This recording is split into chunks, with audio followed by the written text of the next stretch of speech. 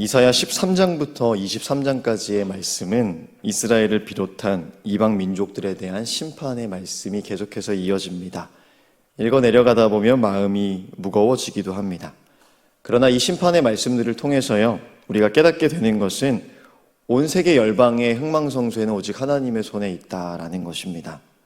번성함도 그렇고요, 때로는 멸망함도 그렇습니다. 오늘 이사야 17장은 다메섹이라는 도시와 북이스라엘을 향한 심판의 말씀입니다. 다메섹은 오늘날 시리아 지역에 위치했던 아람이라는 나라의 수도이고요. 그 수도가 무너지게 된다는 것은 곧 아람이라는 나라를 향한 심판의 말씀이었습니다. 우리의 성경적인 상식 안에서는요, 하나님을 선택하고 있지 않은 이방 민족이 심판을 향해 가는 것은 쉽게 이해가 됩니다. 그런데 이사야 17장의 심판 가운데에는 북이스라엘이 함께 포함되어 있음을 발견하게 됩니다. 오늘에 보면 3절의 말씀입니다. 제가 읽어드립니다. 에브라임의 요새와 다메섹이라는 나라와 아람의 남은 자가 멸절하여 이스라엘 자손의 영광같이 되리라. 만군의 여호와의 말씀이니라. 아멘. 에브라임이라는 단어가 나옵니다. 이스라엘의 12지파 중에 하나의 이름입니다. 에브라임은 이스라엘이 남과 북으로 갈라지고 나서 북쪽에 주로 세력을 유지했던 지파입니다. 그래서 북이스라엘을 뜻하는 단어로 이 에브라임이 사용이 됩니다. 지난 이사야 7장 2절을 보면요, 남유다 아하스 왕 때에 아람이 에브라임과 동맹하였다라는 말씀이 등장하는데 오늘의 본문 말씀과 일치하는 부분입니다. 북이스라엘은 아람이라는 강대국과 동맹을 맺고요, 남유다를 위협했습니다. 우리는 여기에서 이스라엘의 아픈 역사를 봅니다. 북이스라엘이 진정으로 손을 잡고 하나 되어야 할 땅은 남유다인데요, 분열의 역사 가운데 칼을 겨누고 아람과 손을 잡는 모습을 보면서 하나님께서는 결국 심판을 경고하십니다. 이것은 아람이라는 이방 국가를 향한 하나님의 경고이기도 하지만 하나님을 버리고 다른 곳에 손을 내민 북이스라엘을 책망하시는 말씀이기도 한 것입니다. 이사야의 처음에 나와 있었던 것처럼 이 심판과 경고의 말씀들은요, 남유다를 향한 말씀입니다. 아람과 북이스라엘의 잘못된 연합으로 인해서 직면하게 될 상황들을 전해주시면서 하나님께서는 남유다를 향하여, 그리고 이 말씀을 읽고 있는 우리를 향하여 두 가지 메시지를 전해주십니다. 먼저는요, 내밀어야 할 곳에 손을 내밀라라는 것입니다. 북이스라엘과 아람은 연합합니다. 연합이라는 단어 그 자체는 긍정적인 단어입니다. 힘을 합치는 것은 중요하고 손을 내밀어서 한 뜻을 이루는 일은 필요한 일입니다. 그런데 무엇과 연합할 것인가에 대한 성찰을 잊어버려서는 안 될 것입니다. 북이스라엘은 아람에게 손을 벌렸습니다. 남유다를 위협하기 위해서 말입니다. 연합의 대상도 연합의 목적도 잘못되어 있었습니다. 여기에서 중요한 것은 힘 있는 나라에게 손을 내민 것 자체에 있다는 것이 아닙니다. 북이스라엘의 진짜 문제는 하나님은 붙잡고 있지 않으면서 하나님께서 원하시지 않는 곳에 손을 내밀었다라는 것입니다. 이들이 손을 내밀었던 나라는 하나님을 인정하지 않는 나라, 결국에는 하나님께서 심판하실 이방 민족이었습니다. 3절에 에브라임의 요새라는 단어가 있었지요. 요새는 공격을 방어하기 위한 아주 중요한 요충지입니다. 그런데 말씀을 읽어보면 에브라임의 요새, 다메섹의 나라, 아람의 남은 자, 이 세 가지가 동일한 위치에 있는 것을 보게 됩니다. 에브라임은 북이스라엘입니다. 그런데 그 에브라임의 요새가 다메섹, 아람과 동일선상에 있었다는 것은요, 그들이 그들을 얼마나 의지했는지를 보여줍니다. 이 말씀을 통해 우리를 돌아봅니다. 우리의 요새를 어디에 두었습니까? 우리의 손은 어디를 향해서 내밀어져 있습니까? 무엇과 연합하고 있습니까? 하나님만이 우리의 요새이심을 함께 고백합시다. 하나님 안에서 함께 기도하며 함께 예배하는 공동체에 그 손을 내밉시다. 악한 것을 따르는 이들과 연합하지 말고 겸손히 예수 그리스도의 십자가 앞에서 하나님의 뜻을 붙잡고 있는 이들과 함께 합시다.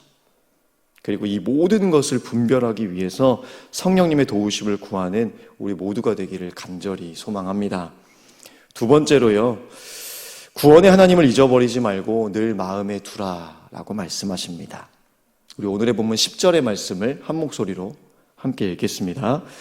이는 내가 내 구원의 하나님을 잊어버리며 내 능력의 반석을 마음에 두지 아니한 까닭이라. 그러므로 내가 기뻐하는 나무를 심으며 이방의 나무까지도 이종하는도다. 아멘. 구원은 오직 하나님께 있습니다. 믿으십니까? 지난 주일의 말씀처럼 폭풍 한가운데에서도 든든히 서 있을 수 있는 능력의 반석은 십자가와 부활로 모든 죄와 죽음을 이기신 예수 그리스도 한 분뿐이십니다.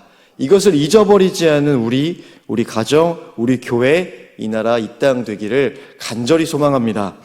하나님께서는 북이스라엘이 이것을 잊어버렸다 말씀하십니다.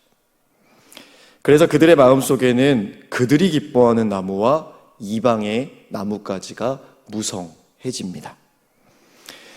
하나님을 섬기지 않는 이방 민족들이 붙잡고 있었던 우상, 기준, 가치들이 가득해졌습니다. 그것들이 기쁨을 준다고 생각했고요, 풍요와 평안이 거기에서 온다고 생각했습니다. 같은 것을 붙잡으면 같은 결과가 주어질 것처럼 우리의 울타리 가운데 그것들을 심어버렸습니다. 구원의 하나님을 잊어버리니까 세상에 보여주는 눈에 보이는 결과가 중요해져 버렸습니다. 그러나 11절의 끝에 분명하게 이렇게 말씀하십니다. 근심과 심한 슬픔의 날에 농작물이 없어지리라. 하나님께서는 우리로 하여금 이 심판의 말씀 가운데 한 가지 소망을 바라보게 하십니다. 우리 오늘에 보면 7절과 8절을 한 목소리로 함께 읽겠습니다. 그날에 사람이 자기를 지으신 이를 바라보겠으며 그의 눈이 이스라엘의 거룩하신 이를 뵙겠고 자기 손으로 만든 제단을 바라보지 아니하며 자기 손가락으로 지은 아세라나 태양상을 보지 아니할 것이며. 아멘. 이 두 절의 말씀은요, 4절에서 6절과 9절에서 11절 사이에 있는 말씀입니다. 그 앞과 뒤는요, 모두 황폐해진 그 날에 대한 말씀입니다. 그런데 그 사이에 있는 7절과 8절은 그 날 가운데에서도 하나님의 은혜로 남아있는 사람들, 회개하게 되는 사람들이 있음을 말씀하십니다.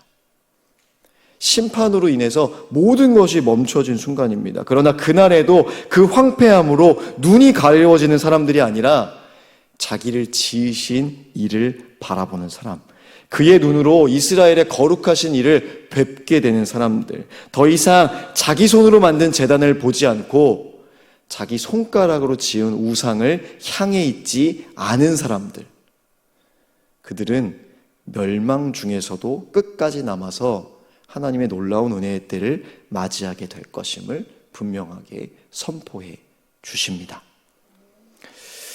이사야 17장의 말미처럼요, 많은 민족들이 소동했고 열방이 충돌했던 그때와 비슷한 시대를 우리는 살아가고 있습니다. 반복되는 인간의 역사 가운데에서 구원의 하나님을 잊어버리는 실수도 반복됩니다. 그러나 하나님께서는 남유다를 향해서 그리고 우리를 향해서 분명하게 말씀하십니다. 오늘의 본문 14절의 말씀입니다. 우리 함께 읽겠습니다. 보라, 저녁에 두려움을 당하고 아침이 오기 전에 그들이 없어졌나니 이는 우리를 노략한 자들의 몫이요 우리를 강탈한 자들의 보응이니라. 아멘. 그 몫을 받게 하시고 그 보응이 있게 하시는 하나님이십니다. 저녁에 잠시 두려움을 당하더라도 아침에 동이 트기 전에 없어지게 하실 수 있는 전능하신 하나님이십니다. 시대의 소동 가운데에서도 구원의 하나님을 절대 잊어버리지 말고 손을 내밀어서 진정으로 붙잡아야 할 믿는 이들과 함께 나아갑시다. 오늘 하루 이 시대 가운데에서도 거룩하신 하나님을 더욱 깊이 알게 되는 우리 모두가 되기를 주님의 이름으로 간절히 소망합니다.